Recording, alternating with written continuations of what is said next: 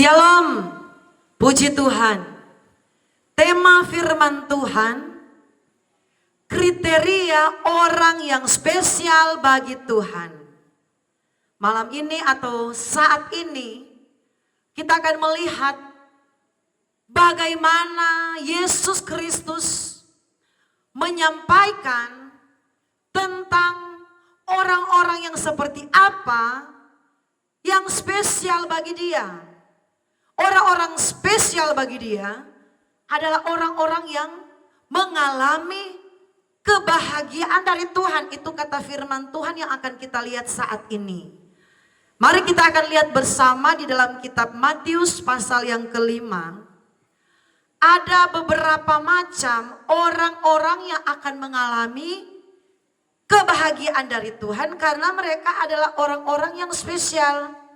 Bukan orang-orang biasa-biasa, tetapi ada sesuatu nilai plus di mata Tuhan yang menjadikan mereka spesial. Ada sesuatu yang Tuhan nilai dalam kehidupan kita yang akan menjadikan kita ini spesial di hadapan Tuhan. Matius 5 kita akan mulai baca di sana ayatnya yang pertama sampai ayat yang ketiga. Lembaga Alkitab Indonesia memberikan judul Khotbah di Bukit, Ucapan Bahagia. Ketika Yesus melihat orang banyak itu, naiklah ia ke atas bukit, dan setelah duduk, datanglah murid-muridnya kepadanya. Ayat 2, maka Yesus pun mulai berbicara dan mengajar mereka, katanya. Ayat 3, berbahagialah orang yang miskin di hadapan Allah, karena merekalah yang empunya kerajaan surga. Saudaraku, kriteria yang sesuai dengan firman Tuhan. Ini Yesus sendiri yang berkata, saudaraku, ketika Yesus khotbah di bukit, Yesus mengajarkan murid-muridnya, Yesus menyampaikan firman-Nya kepada murid-muridnya, ucapan bahagia ini akan dialami atau ditujukan kepada orang-orang yang spesial menurut kriteria firman Tuhan. Dan ternyata orang pertama atau cara atau syarat pertama menjadi orang yang spesial di mata Tuhan, pertama ialah apa, saudaraku? Berbahagialah orang yang miskin di hadapan Allah. Saudaraku, orang yang miskin di hadapan Allah itu beda dengan miskin di hadapan manusia. Kalau orang yang miskin di hadapan manusia, orang yang miskin di mata manusia, di mata dunia, adalah orang yang tidak punya apa-apa. Amin. Orang yang tidak punya tempat tinggal, orang yang tidak punya mobil, tidak punya rumah, tidak ada pekerjaan, tidak ada, pokoknya orang yang tidak punya apa-apa itu miskin di mata dunia, di mata manusia. Tetapi miskin di hadapan Tuhan, orang yang miskin di hadapan Tuhan adalah orang-orang yang merasa hidupnya tidak ada apa-apanya tanpa Tuhan. Amin. Orang yang miskin di hadapan Tuhan adalah orang yang merasa tidak mampu tanpa Tuhan. Itu orang yang miskin di mata Tuhan. Orang yang membuat Tuhan itu sebagai satu-satunya tempat dia berharap. Tuhan itu sebagai tempat satu-satunya dia bersandar. Itu adalah orang yang miskin di hadapan Tuhan. Sekalipun di dunia ini dia banyak uang, sekalipun dia di dunia ini ada jabatan tinggi, tetapi kalau dia punya sikap hati miskin di hadapan Tuhan, seperti yang saya katakan tadi, dia adalah orang yang spesial di hadapan Tuhan. Orang yang dikatakan miskin di hadapan Tuhan adalah orang yang, saudaraku, Tuhan itu satu-satunya tempat dia andalkan. Tuhan itu satu-satunya tempat dia berharap. Walaupun dia banyak kekayaan secara dunia, secara materi. Tetapi kekayaan dunia bukan tempat dia untuk berharap, tempat dia untuk bermegah. Tetapi hanya Tuhan. Orang yang seperti itu adalah orang yang spesial. Karena tidak semua orang percaya modelnya seperti itu. Jadi Alkitab mencatat, berbahagialah engkau yang miskin di hadapan Tuhan, yang benar-benar hanya berharap kepada Tuhan, yang benar-benar hanya bergantung kepada Tuhan. Karena apa firman berkata? Karena merekalah, ayat 3 saudaraku, yang empunya kerajaan surga. Ternyata ketika kita membuat Tuhan itu adalah satu kebutuhan yang pokok dalam hidup kita. Berarti kita ini sangat memerlukan Tuhan. Dialah orang yang spesial di mata Tuhan. Dialah orang yang miskin di hadapan Tuhan. Orang yang miskin di hadapan Tuhan, dia adalah masuk kriteria orang yang spesial di hadapan Tuhan. Mari kita jadikan Tuhan sebagai tempat satu-satunya kita menyerahkan seluruh pengharapan kita. Tuhan sebagai tempat satu-satunya kita bersandar. Tidak ada orang lain, tidak ada siapa-siapa yang kita andalkan dalam hidup ini. Bahkan kekuatan kita pun tidak kita andalkan, hanya Tuhan. Sebab itu ada satu lagu yang berkata seperti ini. Satu-satunya yang ku andalkan, satu-satunya yang ku percaya, Engkau sumber kekuatan, amin, sumber pengharapan, sumber kedamaian. Jadi memang saudaraku, orang yang miskin di hadapan Tuhan, Tuhan itu kekayaan di dalam dirinya. Jadi dia selalu membutuhkan Tuhan. Berbahagialah saudaraku kalau engkau saat ini menjadikan Yesus Kristus sebagai harta yang kau miliki dalam hidup ini. Berarti engkau masuk kriteria orang yang spesial di hadapan Tuhan. Orang yang spesial, orang yang akan mengalami kebahagiaan dari Tuhan. Karena firman berkata, berbahagialah orang yang miskin di hadapan Allah, karena merekalah yang empunya kerajaan surga. Ayat yang selanjutnya, kita akan masuk dalam yang berikut. Seperti apa lagi kriteria orang-orang yang spesial di hadapan Tuhan? Ayat yang keempat kita baca. Berbahagialah orang yang berduka cita, karena mereka akan dihibur. Orang yang berduka cita itu artinya apa? Orang yang mengalami kesusahan-kesusahan karena mengikut Yesus. Saudaraku, mengiring Tuhan itu, hidup kita ini tidak dijanjikan Tuhan selamanya akan senang-senang. Amin. Mengiring Tuhan tidak dijanjikan, oh karena kamu mengikut aku, setiap hari kamu akan happy-happy terus. Tetapi mengiring Tuhan, ada begitu banyak saudaraku, Tuhan meluaskan kita harus menghadapi kesusahan, kesulitan hidup. Ada salib, ada penderitaan yang harus kita alami, dan Alkitab berkata, orang yang spesial di hadapan Tuhan adalah orang yang rela menderita, orang yang rela berduka cita ketika mengiring Tuhan. Orang yang rela mengalami kesusahan karena dia mengikut Tuhan. Orang yang rela mengalami, saudaraku, beban hidup dan tidak mengeluh ketika dia mengalami kesusahan, penderitaan, duka cita yang sementara. Karena firman berkata, berbahagialah orang yang berduka cita, karena mereka akan dihibur. Sekalipun kita mengalami duka cita, kita mengalami kesusahan, kita mengalami kesulitan, saudaraku, tetapi kita akan mengalami penghiburan dari Tuhan. Karena apa? Kesusahan yang kita alami itu karena kesusahan yang Tuhan izinkan, Tuhan luaskan. Bukan kesusahan, bukan duka cita yang kita cari-cari, yang kita buat-buat, tetapi murni karena kita mengikut Tuhan. Saudaraku, orang yang berduka cita karena Tuhan, dia adalah orang yang spesial. Orang yang spesial, orang yang akan mengalami kata berbahagialah.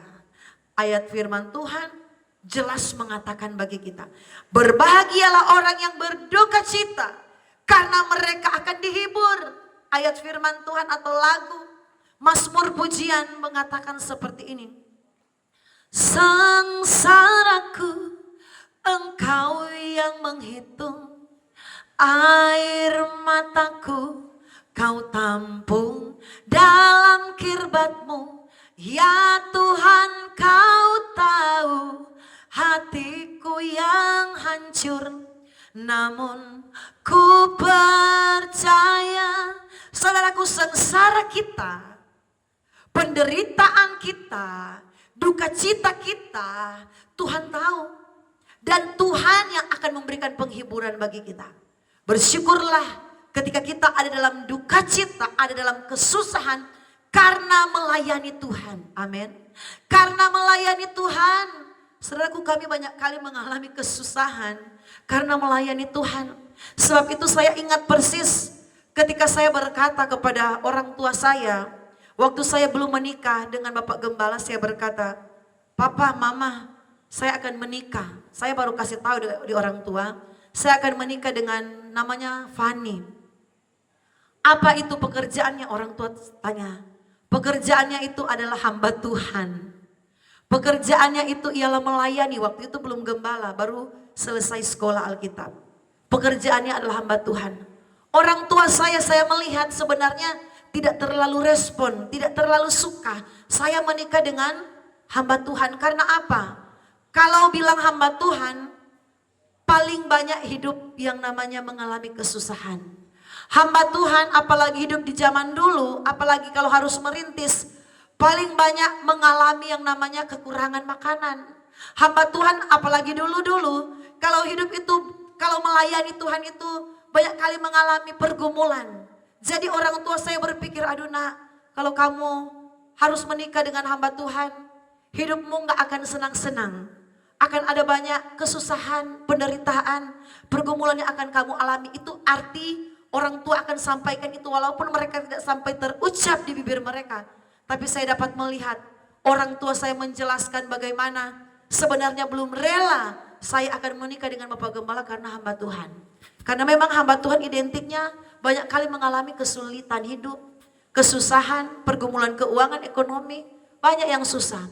Tetapi saya percaya orang-orang yang rela mengalami kesusahan karena mengikut Tuhan, karena melayani Tuhan, ialah orang-orang yang spesial di hadapan Tuhan. Amin. Mari jangan kita berkecil hati. Kalau kita selama ini sudah setia melayani Tuhan, kita masih diluaskan Tuhan, ada dalam penderitaan, ada dalam pergumulan, ada dalam kesusahan. Saya percaya kita ini sebenarnya spesial di hadapan Tuhan. Ada satu kebahagiaan yang akan kita alami dari Tuhan. Yang walaupun hari ini kita belum alami itu, tetapi percayalah satu saat, waktu yang tepat yang Tuhan siapkan, Tuhan akan kerjakan itu dalam hidup kita. Kita akan terheran-heran, luar biasa ya. Ternyata Tuhan itu ajaib, memberikan kita kebahagiaan ketika kita rela mengalami kesusahan, duka cita, karena melayani Tuhan. Karena apa? Kita spesial di hadapan Tuhan. Ayat yang selanjutnya, orang yang spesial di hadapan Tuhan adalah orang yang seperti apa sih? Ayat yang kelima, saya baca Matius 5 ayat yang kelima. Kita cepat-cepat saudaraku. Berbahagialah orang yang lemah lembut, karena mereka akan memiliki bumi. Saudaraku, lemah lembut di sini bukan hanya berbicara bagaimana orang bertutur kata dengan sopan, amin. Orang berbicara dengan suaranya yang lembut sekali. Dengan saudaraku intonasi yang lembut sekali. Tetapi yang dimaksudkan oleh firman Tuhan, berbahagialah ayat yang kelima ini, berbahagialah orang yang lemah lembut karena mereka akan memiliki bumi. Orang yang lemah lembut itu adalah orang yang tidak mengeraskan hatinya ketika mendengarkan firman Tuhan. Orang yang lemah lembut ialah orang yang tanah hatinya tanah yang subur, tanah yang baik. Jadi ketika ada firman yang disampaikan, dia selalu respon dan praktekkan. Orang yang lemah lembut, orang yang tidak suka menolak firman. Orang yang selalu saudaraku dengan sukacita menerima firman Tuhan. Sekalipun itu firman Tuhan yang keras, sekalipun itu firman Tuhan yang menegur kesalahannya, dia akan selalu respon dengan baik. Orang yang lemah lembut, orang yang tidak gampang tersinggung dengan firman Tuhan. Amin. Orang yang lemah lembut, orang yang tidak gampang maraju mendengarkan firman Tuhan. Mari milikilah hati yang lemah lembut, hati yang mau dibentuk dengan firman Tuhan. Karena Alkitab berkata, orang yang lemah lembut orang yang spesial di hadapan Tuhan. Karena itu ayat berkata, berbahagialah jika kita ini ada lemah lembut. Menyambut firman Tuhan tidak gampang tersinggung. Mendengarkan firman Tuhan tidak gampang marah. Tetapi selalu merespon dengan baik. Alkitab berkata, karena merekalah yang akan memiliki bumi. Berbahagialah orang yang lemah lembut. Mereka akan memiliki bumi. Berarti apa? Orang yang selalu sukacita mendengarkan firman Tuhan. Firman Tuhan selalu dipraktekkan. Berkat yang ada di bumi ini akan menjadi bagian dia. Saudara lihat, orang yang suka menolak firman Tuhan tidak akan diberkati hidupnya. Orang yang suka ngambek, orang yang suka marah, maraju ketika dididik dengan firman Tuhan, hidupnya tidak akan diberkati, tidak akan beruntung kata firman Tuhan. Hidupnya tidak akan mengalami saudaraku kemujuran. Karena apa? Ketika Alkitab memperingatkan dia menolak saudaraku. Dia nggak terima. Tetapi orang yang hatinya lembut saudaraku.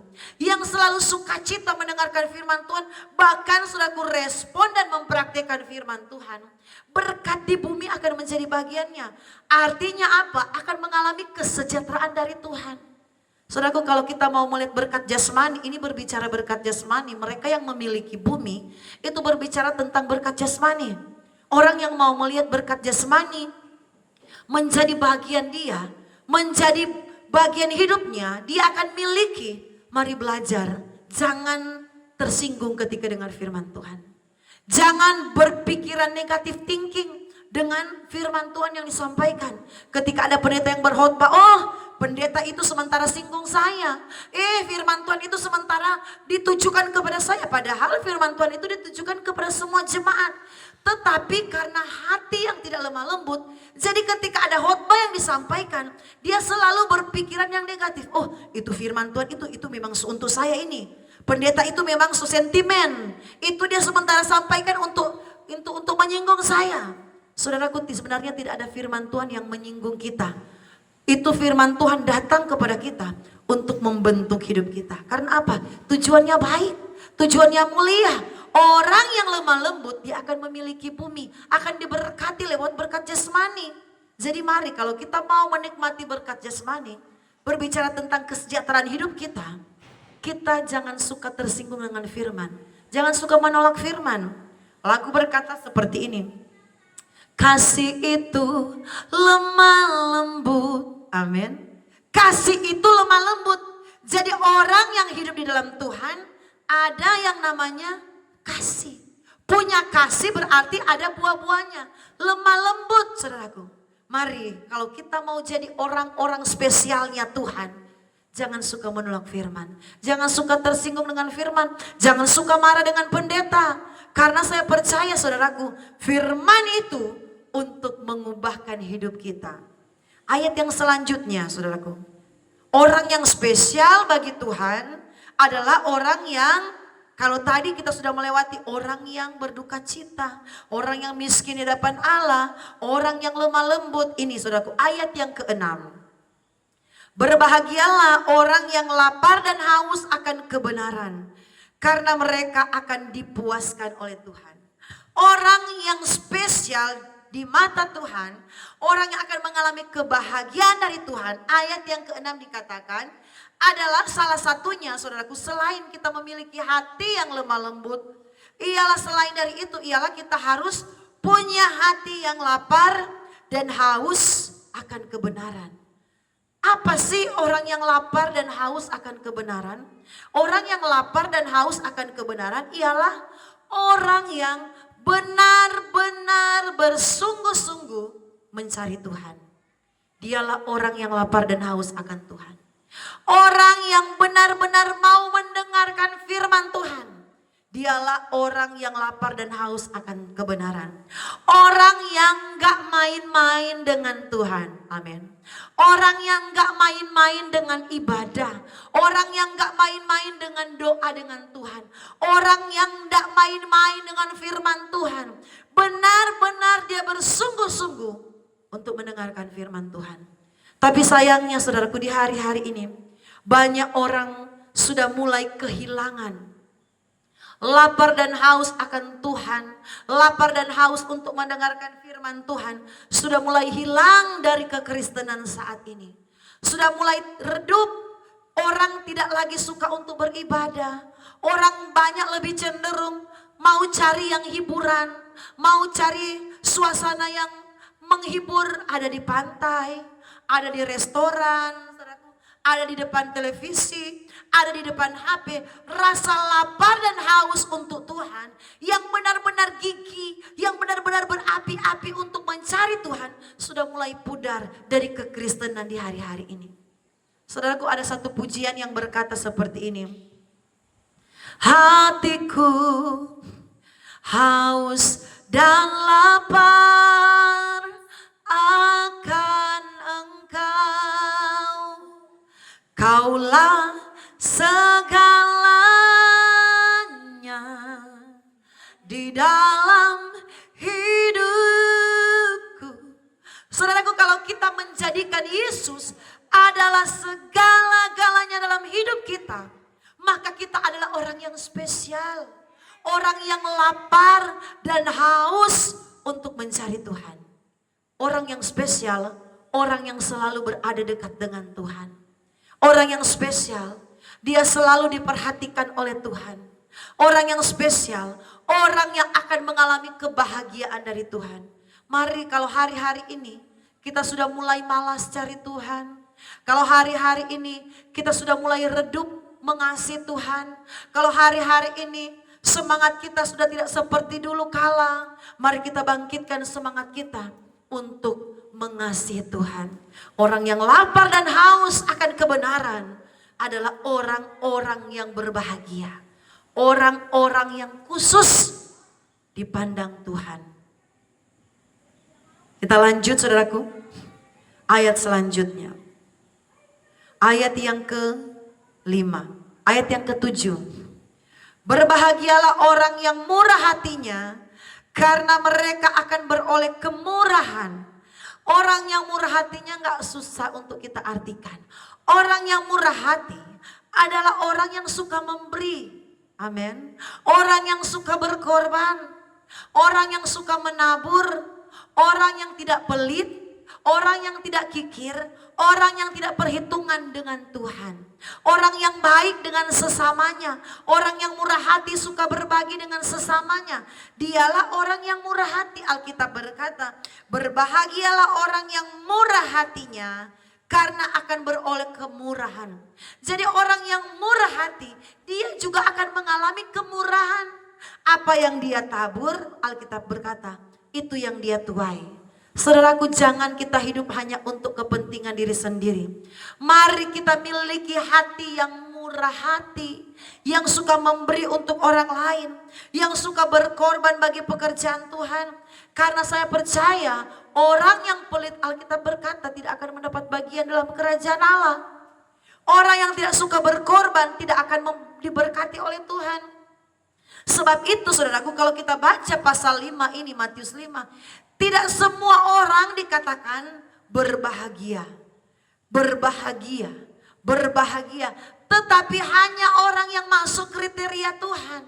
Salah satunya ialah orang yang murah hati. Kasih itu murah hati, amin. Sabar, sederhana. Saudaraku, kalau kita punya kemurahan hati, kita tidak menahan berkat kita belajar berkorban dalam Tuhan.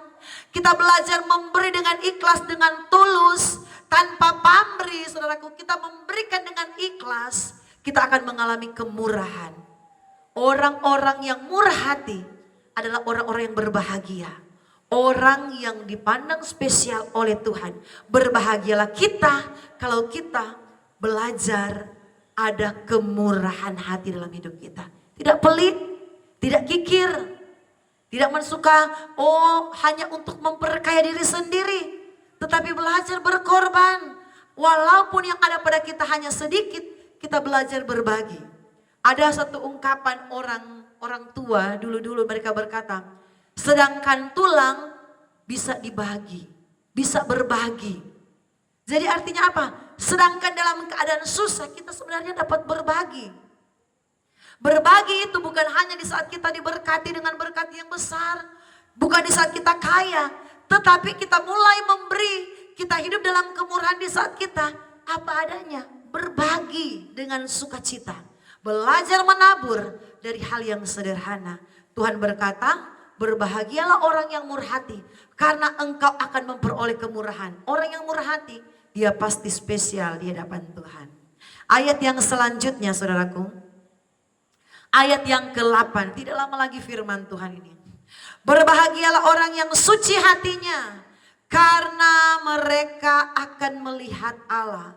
Oh luar biasa saudaraku, orang yang suci hatinya, mereka akan melihat Allah. Tidak semua orang punya hati yang suci. Hati yang suci itu artinya hati yang bersih. Amin. Hati yang bersih, hati yang suci. Kita harus memiliki hati yang bersih.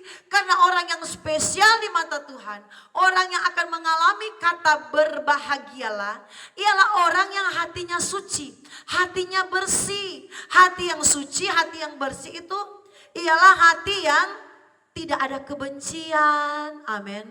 Tidak ada amarah, hatinya itu tidak ada akar pahit, amin.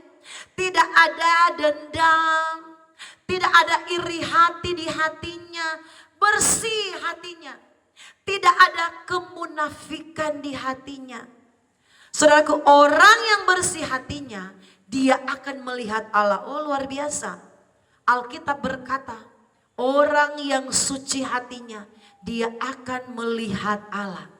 Kalau hari ini kita mulai bertindak, Tuhan saya mau hati saya ini bersih. Saya tidak mau ada iri hati, apalagi ada kemunafikan, apalagi ada saudaraku dendam, apalagi ada kepahitan. Oh Tuhan saya tidak mau. Saya percaya kita akan melihat Allah. Artinya apa? Kita akan melihat kemuliaan Tuhan dinyatakan atas hidup kita. Kita akan melihat pertolongan Tuhan akan terjadi atas hidup kita. Kita akan melihat mujizat Tuhan terjadi atas hidup kita, dinyatakan atas hidup kita. Kita akan melihat bagaimana saudaraku Tuhan akan memberkati kita. Melihat Allah itu adalah satu hal yang spesial. Melihat Allah itu adalah satu kesempatan yang indah. Dan tidak semua orang akan melihat Allah. Artinya apa? Hanya orang yang suci hatinya, hanya orang yang bersih hatinya yang akan mengalami mujizat Allah. Yang akan selalu mengalami pertolongan Tuhan, yang akan selalu mengalami kebaikan Tuhan, yang akan selalu mengalami penyertaan Tuhan. Saudaraku yang diberkati oleh Tuhan, mari kita bebas dari yang namanya iri hati. Sucikan hati kita. Ada lagu berkata seperti ini. Sucikan hatiku, jadikanku seperti emas murni. Sucikan hatiku, jadikanku berkenan. Orang yang hatinya suci, orang yang hatinya bersih, orang yang hatinya tidak ada kemunafikan, tidak ada iri hati, hidupnya akan berkenan di hadapan Tuhan. Saudaraku lihat di dalam kitab Mazmur dan di kitab-kitab yang lain, orang yang berkenan di mata Tuhan, orang yang akan mengalami kebaikan-kebaikan Tuhan. Orang yang suci hatinya, dia pasti berkenan dan layak di hadapan Tuhan. Orang yang spesial di hadapan Tuhan, salah satu kriterianya ialah suci hatinya. Mari bebaskan hati kita dari segala kedengkian, bebaskan hati kita dari segala kejahatan, bebaskan hati kita dari segala iri hati, bebaskan hati kita dari segala kemunafikan. Kita berdoa kepada Tuhan. Tuhan mampukan saya supaya saya dapat melepaskan segala kedagingan yang masih ada dalam hidup saya. Hati saya yang belum beres, hati saya yang belum bersih, dilepaskan, dibebaskan, disucikan di dalam nama Yesus. Engkau yang suci hatimu, yang bersih hatimu, engkau akan melihat Tuhan. Pertolongan demi pertolongan akan terjadi atas hidupmu. Ayat yang selanjutnya. Ayat yang ke-9. Berbahagialah orang yang membawa damai, karena mereka akan disebut anak-anak Allah. Orang yang membawa damai itu salah satu kriteria orang yang spesial di hadapan Tuhan. Orang yang membawa damai, saudaraku, ialah orang yang tidak suka bikin masalah. Amin. Orang yang membawa damai tidak suka bikin masalah, tidak suka berdebat. Amin. Tidak suka memperkeruh keadaan, tidak suka memperpanjang pertengkaran, malah meredam pertengkaran. Alkitab berkata, orang yang membawa damai, dia akan disebut anak-anak Allah. Orang yang suka hidup damai, orang yang suka hidup tentram, tidak suka memperpanjang masalah, tidak suka bikin banyak, saudaraku, banyak masalah, tidak suka berdebat, saudaraku, maunya hidup selalu ada kedamaian, dia akan disebut anak-anak Allah. Anak-anak Allah itu artinya dia akan mendapatkan perhatian dari Bapa. Saudaraku, apalagi Bapa yang kita sembah itu ialah Bapa surgawi. Bapa di dunia saja, firman berkata, Bapa di dunia walaupun dia jahat, pasti dia akan memberi yang baik untuk anak-anaknya. Itu Bapa di dunia. Alkitab bilang, sekalipun dia jahat, tetapi untuk anak-anaknya dia akan beri yang terbaik. Anaknya minta roti, dia tidak akan beri racun. Itu Alkitab bilang, apalagi ketika kita akan disebut anak-anak Allah, berarti Bapa yang akan bertanggung jawab atas hidup kita. Mari jadilah orang Kristen yang jangan bikin banyak masalah. Jangan suka memperpanjang masalah. Hidup dalam kedamaian, jangan suka bertengkar. Kalau bisa diredam permasalahan, kita redam. Supaya apa? Bapa surgawi akan memberkati hidup kita. Bapa akan bertanggung jawab kepada anak-anaknya. Anak-anaknya, saudaraku, akan selalu diperhatikan oleh Tuhan. Namanya menjadi anak-anaknya, kami orang tua, saudaraku. Kami ada 6 orang anak. Namanya anak, kami akan selalu memperhatikan mereka. Apa yang menjadi kebutuhan mereka, apa yang menjadi makan minum mereka, apa yang mereka perlukan, pendidikan mereka, pakaian mereka. Yang pikirkan semua itu ialah orang tua. Ketika kita membawa damai, apa yang akan menjadi kebutuhan kita, Tuhan yang akan sediakan dalam hidup kita. Tuhan akan siapkan dalam hidup kita. Ayat yang selanjutnya, saudaraku. Ayat yang selanjutnya, tinggal 2 ayat. Ayat 10. Berbahagialah orang yang dianiaya oleh sebab kebenaran, karena merekalah yang empunya kerajaan Allah. Saudaraku, ini adalah hal yang paling tidak gampang. Adalah hal yang paling tidak mudah. Ujian terberat orang percaya yaitu ketika dianiaya. Ujian terberat orang percaya itu yaitu ketika mengalami, saudaraku, penganiayaan. Sebab itu banyak orang Kristen karena iman mereka sampai-sampai mereka harus dipenggal. Banyak orang di Korea Utara, kita lihat, saudaraku, banyak kesaksian-kesaksian di India. Karena iman mereka kepada Tuhan, mereka harus mengalami penganiayaan. Saya percaya kita di Indonesia ini, saya percaya kita tidak seperti orang-orang yang mengiring Tuhan harus mati martir. Mati karena penganiayaan. Kita bersyukur kita ada di bangsa negara ini masih bebas untuk beribadah. Tidak mengalami penganiayaan, walaupun ada tempat-tempat tertentu yang masih mengalami penganiayaan. Alkitab berkata, kalau hari ini engkau mengalami penganiayaan, ujian terberat, ujian iman terberat ketika kita percaya ialah penganiayaan. Ada orang yang dipenggal, ada orang yang dibunuh. Saudaraku, kita lihat rasul-rasul, mereka banyak yang mati, bukan mati seperti mati orang biasanya, mati karena sakit. Tetapi ada yang digoreng hidup-hidup, ada yang dilempari dengan batu, ada yang, saudaraku, dikuliti. Inilah kematian yang mengalami penganiayaan. Tapi Alkitab berkata, berbahagialah kamu jika kamu, berbahagialah orang yang dianiaya karena kebenaran, karena merekalah yang mempunyai kerajaan Allah. Saudaraku, kalau kita mengalami beban di hari-hari ini, beban kita adalah beban yang biasa. Penderitaan, pergumulan yang kita alami hari-hari ini adalah pergumulan yang biasa. Kita belum sama seperti rasul-rasul yang dipenggal, yang digoreng, yang dilempari dengan batu, yang dikuliti karena mengenal Yesus, karena memberitakan Injil. Tetapi kalau kita ada masalah kecil, jangan masalah itu membuat kita tinggalkan Tuhan. Jangan cuma masalah kecil membuat kita, saudaraku, tidak mau setia lagi dengan Tuhan. Tetapi Alkitab berkata, berbahagialah jika kamu dianiaya karena kebenaran. Karena Yesus Kristus sudah lebih dahulu mengalami penderitaan itu. Lagu berkata seperti ini. Disiksa dan disalibkan, bahkan mati, selamatkan diriku. Betapa ku mengasihimu lebih dari segalanya.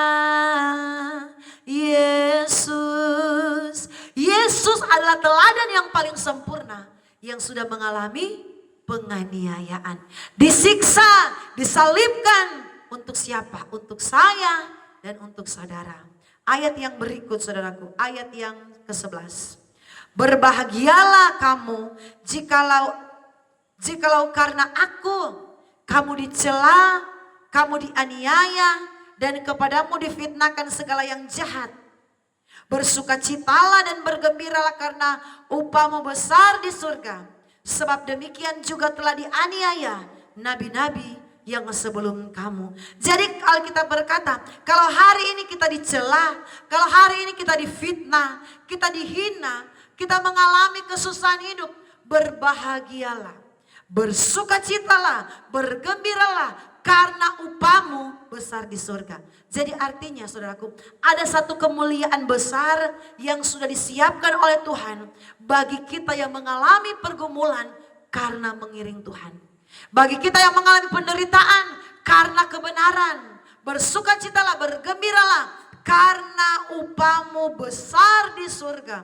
Orang Kristen yang malas-malas, orang Kristen yang, saudaraku, jarang beribadah, malas doa, malas baca Alkitab.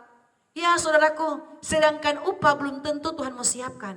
Tetapi Alkitab bilang, berbahagialah dan bergembiralah jika engkau dicela, jika engkau difitnah, engkau dihina, engkau dianiaya, karena besar upahmu di surga. Puji Tuhan, orang-orang yang seperti ini adalah orang-orang yang spesial di hadapan Tuhan. Tuhan Yesus memberkati kita semua. Mari kita berdoa. Hamba-Mu berdoa bagi semua yang menonton khotbah ini. Engkau memberkati mereka, Engkau memampukan kami. Biarlah seluruh kehendak Allah kami boleh praktekkan.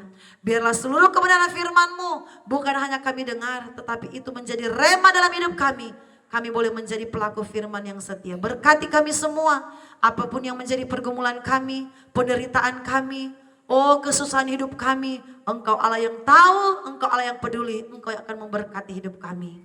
Semua yang sudah menonton khotbah ini sampai habis, yang sudah like, subscribe, yang sudah komen, Engkau memberkati. Di dalam berkat nama Tuhan Yesus Kristus. Haleluya. Amin.